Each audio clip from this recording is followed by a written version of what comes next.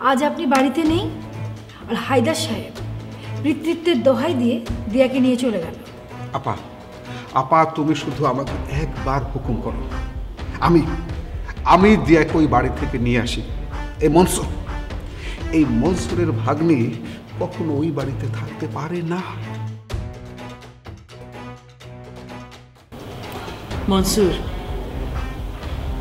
ভাগ্য মানুষের চরম শত্রু। ভাগ্যের নির্মম পরিহাসে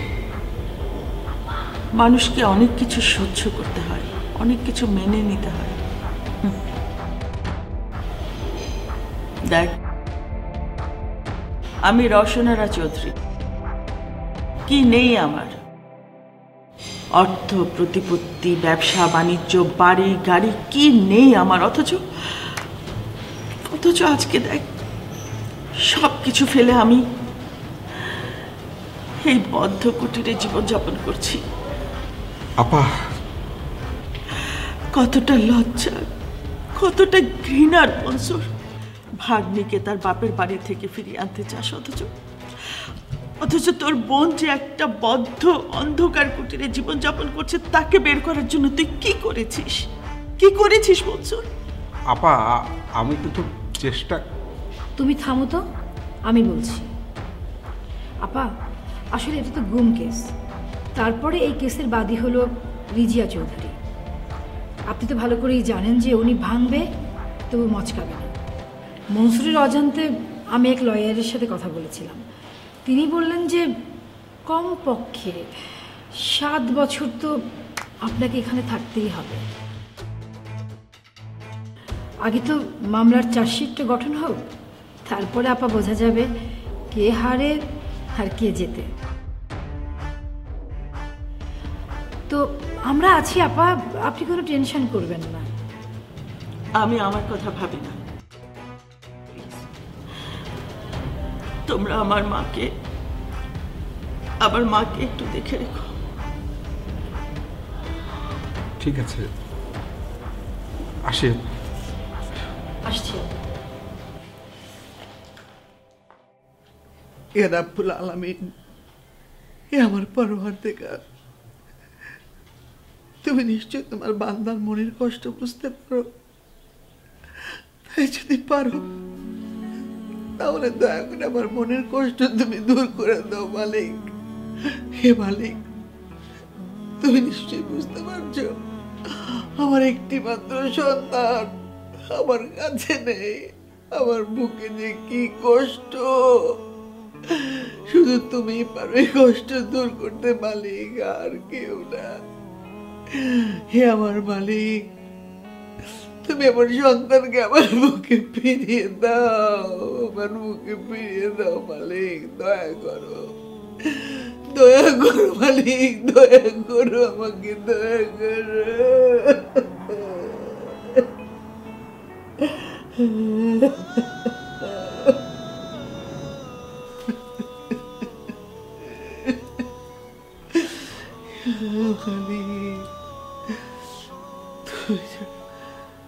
তুমি ছাড়া কেউ আমার সন্তানকে আমার কাছে বেরোতে পারবে না।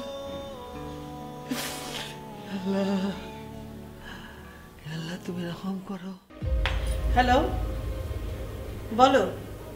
না না, ঘুমিয়েছিলাম, অসুবিধা নেই, বলো কি করতে পেরেছো? আমার কথা যেমন কাজও তেমন। আপনার এক্স পুত্রবধূ এখন আমার কবজায়। আমি জানি তুমি পারবে।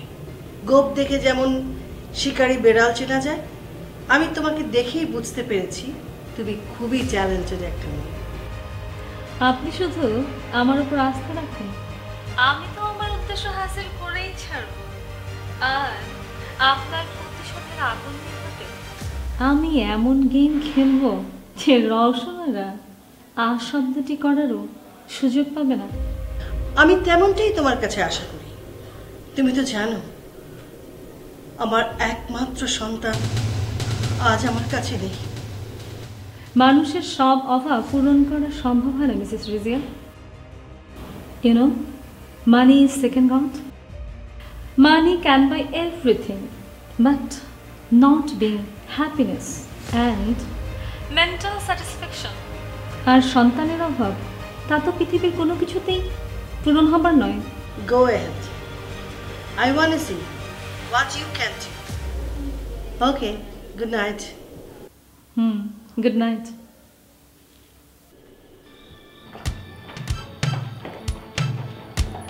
দাঁড়াও।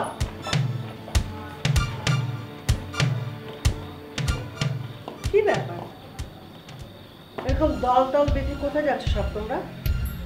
ভাবছি কয়েকদিন সীমানাদের বাড়ি থেকে ঘুরে আসবো। ওকে, যাচ্ছ ভালো কথা, কিন্তু বলা নেই কওয়া নেই, হঠাৎ করে বিষয়টা ঠিক বুঝতে পারলাম না। এই বাড়িটা এখন আমার কাছে একটা ভূতের বাড়ির মতো মনে হচ্ছে ভাবি। দেখো আন্টি, যে বাড়িতে রাজভাইয়া নেই সে বাড়িতে আমার থাকতে ভালো লাগে না। আমি থাকতে পারবো না। সত্যি বলছি ভাবি, এ বাড়িতে আমার দম বন্ধ হয়ে আসছে। কত সুন্দর ছিল আমাদের এই বাড়িটা, সাজানো গোছানো, কিন্তু আজ সব এলোমেলো হয়ে গেল। যেদিকে তাকাই শুধু স্মৃতি আর স্মৃতি। স্মৃতি,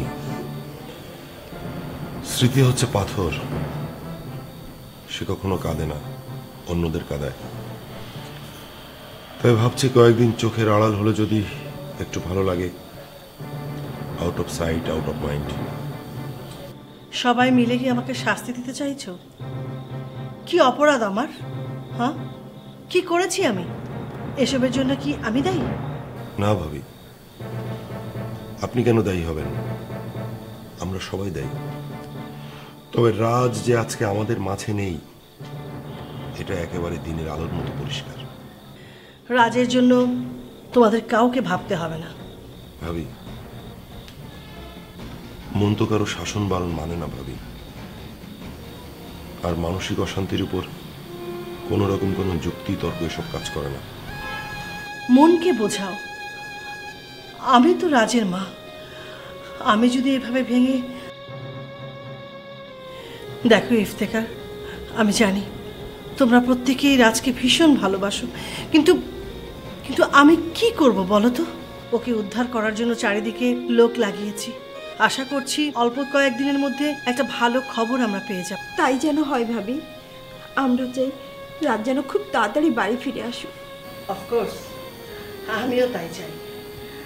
আর তোমরাও এখন ঘরে ফিরে যাও।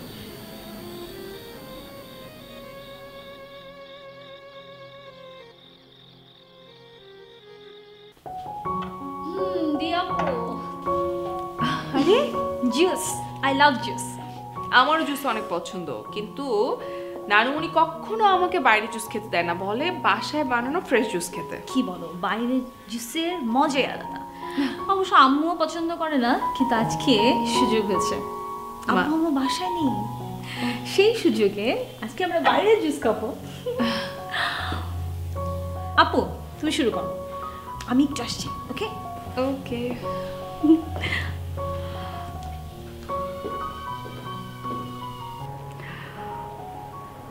এতগুলো জুস কিভাবে খাবো? কিন্তু না খেলে তো মন খারাপ করবে। একটা কাজ করি, ওর যেহেতু পছন্দ, ওর জন্য বেশিটা রেখে দিই। যা ওর জন্য রাখি, আমি এটা খাই।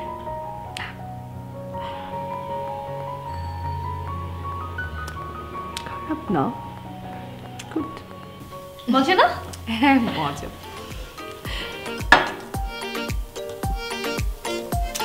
তুমি কোন জুস খেতে বেশি পছন্দ করো? আমার তো অরেঞ্জ ম্যাঙ্গো দুটোই। আপু তুমি নিজের হাতে বানিয়েছো কখনো জুস? হ্যাঁ বানাই মাঝে মাঝে, বাট নানুমণি বেশি করে দেয়। নানুমণি তো আমাকে কিচ্ছু করতে দেয় না।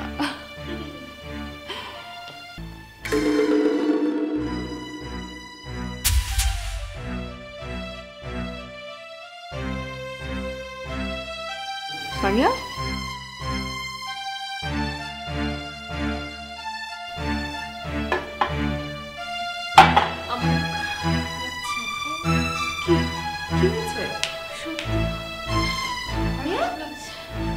ফারিয়া, ফারিয়া, ফারিয়া,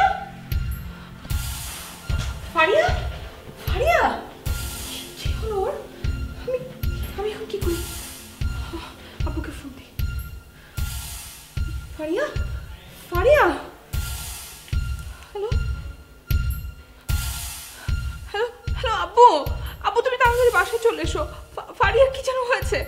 হ্যাঁ প্লিজ এক্ষুনি। ফারিয়া ফারিয়া একটু পানি।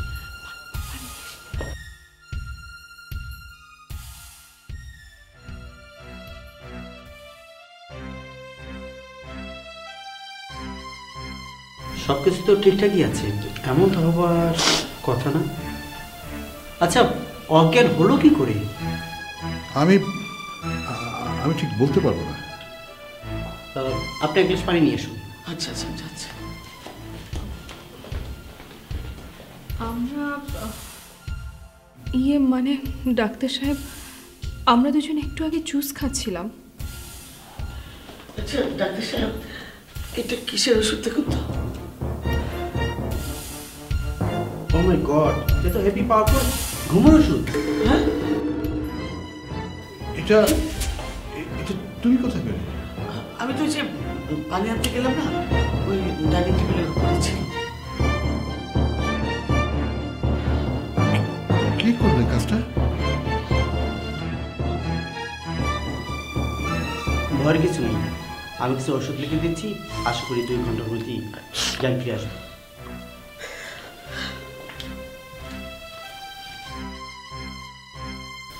তার মানে দিয়া? না না, দিয়া এই কাজ করতে পারে না। জুস ঘুমের ওষুধ না, রহস্যময় মনে হচ্ছে। মিস্টার আদেশ সাহেব, আপনি আমার সঙ্গে আসুন প্লিজ।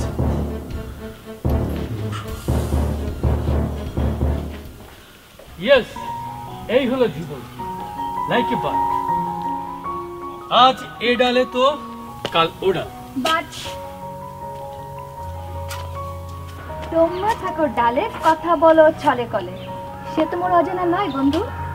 ওরে বাবা, তুই আবার কবি হলি কবে? আমি কবি হতে যাব কেন?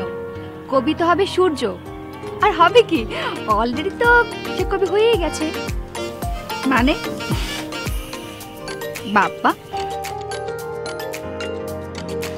বাংলা সাহিত্যের স্টুডেন্ট, মানে করছো কেন? জানো না প্রেমের সংস্পর্শে আসলে সবাই কবি হয়ে যায়। আর এই যে লজ্জাবতী, তোমার তো আলু থালু ব্যাপার কেন? তুমি তো হচ্ছে গিয়ে কবির নতুন কাব্য। নাটোরের বনলতা সেন এবার হলো তো হাতে হাত চোখে চোখ। বাবা বাবা, আমি দুদিন মিশে গেল আর আঠি বেচারা ফসকে গেল।